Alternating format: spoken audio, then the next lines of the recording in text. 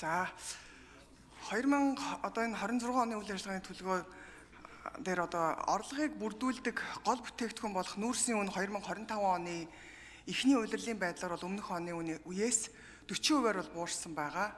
За нийт экспортын орлого 17%-аар буурсан. За улсын нэгдсэн төсвийн нийт орлого бол 16%-аар буурсан байгаа. Түүх эдийн үн буурсны улмаас бий болсон энэ нөхцөл байдал 25, 26 онуудад дамжин үргэлжлэх төлөвтэй гээд хөгжлийн одоо энэ бодлогын төлөвлөгөөнд нь тусгаад оруулчихсан байгаа. Тэгэхээр ингээд угаасаа орлого буурж байгаа нөхцөл байдлыг статистикаараа тавьсан мөртлөө орж ирж байгаа төлөвлөгөө болон төсөв нь энэ статистика өгөөсгсөн байдлаар ороод ирсэн ийм зөрүүтэй одоо асуудал байгааг бас хэлмээр байна. За эдийн засаг хөгжлийн одоо яамнаас асуумаар байна.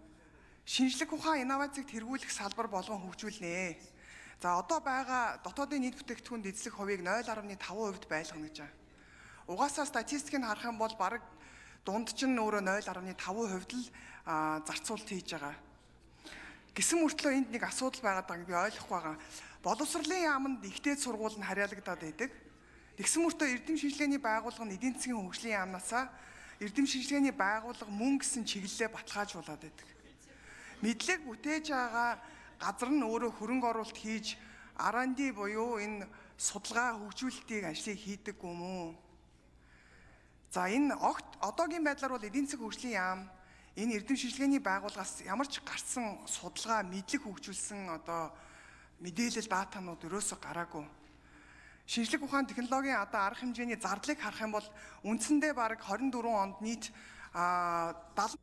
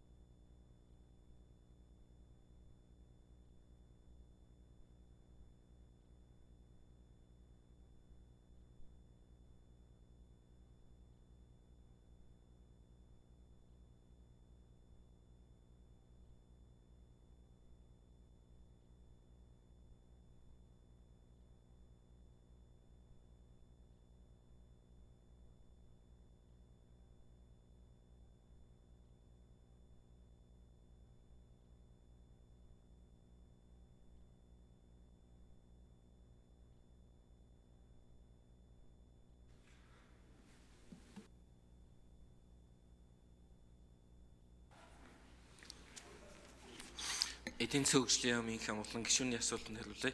Одоо энэ бол төсвийн хүрээний мэдээлэл хэлэлцэж байгаа. Төсвийн хүрээний мэдээлэл бол төсвийн зарлагын нийт дээд хэмжээг баталж өгдөг байгаа. Тэрнээс биш дотор нь салбараар нь ингэж ангил задлж баталдаггүй.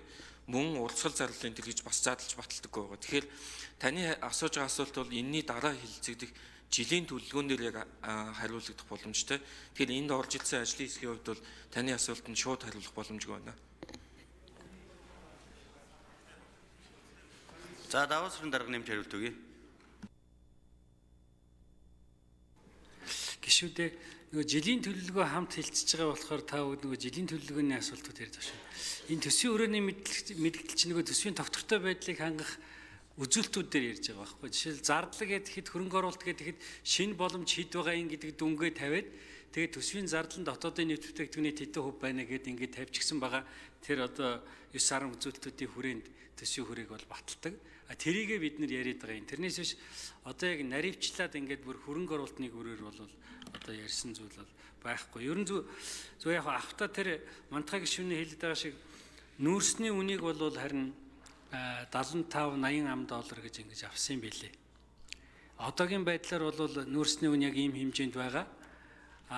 Эхний 4-5 сарын гүйцэтгэлийг харахад бол экспортын орлого 1.3 тэрбум ам доллараар буурсан байна. За засгийн газар бол үүнийг алт зэсээрээ нөхцөн гэдэг юм.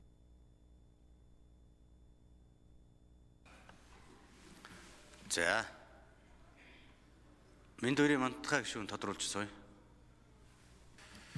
Гэхдээ яг ер нь ингээд нэг яамны хариултыг сонсохоор төсвийн хүрээний мэдээлэлч бай, төлөвлөгөө бай, ер нь зарчмын хувьд эн чинь нэг л юм руу чиглэж байгаа штэ. Би ер нь бүтцийн хувьд тогтолцооны асуудлыг яриад байгаа байхгүй юу? Эн чинь нийт зарцуулж байгаа тавьж байгаа төсөв чинь өөрөө дотроо нийт зардлын чинь 82% нь урсгал зардал руу яваад байна. Эрдэм шинжилгээний одоо энэ салбарт. Тэгээ үндсэн гол инновац технологи одоо туршилт хийх төсөв чинь өөрөө 20% хүрэхгүй байна шүү дээ. Тэгээ энэ чинь өөрөө тогтолцооны хувьд алдаатай яваад байна. Зүгээр хүмүүсийг цалинжуулаад тэнд зардал үрээд байна. Хэрв тийм байгаа бол тэнд зүгээр хүмүүсийг цалинжуулж оронтоо үүсгэх шаардлага байгаа мó? Эдийн засаг хөгжлийн яам дээр угаасаа байгаад үр дүн гарахгүй байгаа учраас энэ тогтолцооны хувьд нь өөрчлөх ёстой юм биш үү? Энэ дээр би ер нь яаж сайжруулах гэж байгаа, дахиж энэ нэмж орж ирж байгаа 0.5% хүргэнэ гэдэг ажлаа яаж хийх гэж байгаа юм бэ гэдгийг л тодруулж асууж байгаа байхгүй юу? Тэгээд хөдөө аж ахуйн бас яамнаас миний асуулт. За хариулт өгье. Эдийн засгийн хөгжлийн яам.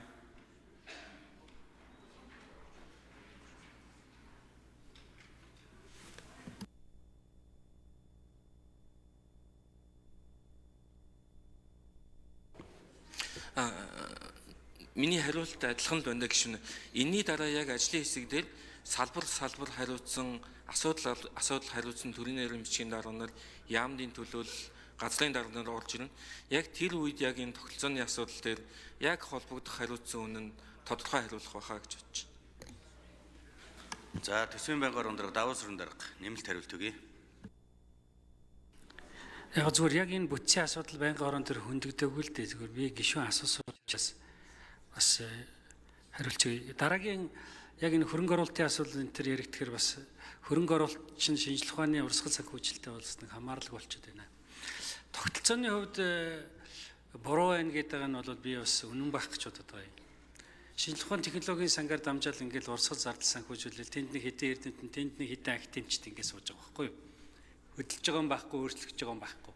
Академийнх нь нэг 3-4 жил болоод цалингаа нэмнэ гэж их хурлд оролж ирэл тэгэл цалингаа нэмдэг төсвөө нэмдэг.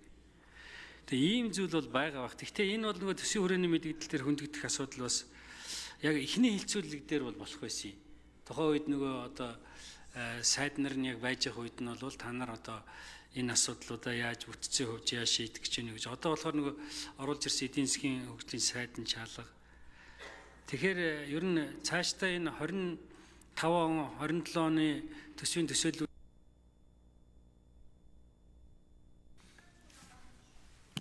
За хөдөө аж ахуйн яамнаас төлөөлөл байна уу? Төрийн нарийн бичгийн дарга сайд. Сайд нар нэг эвгүй л дээ. За За саруул цагны цэнгүүн гишүүн асуулт асууя.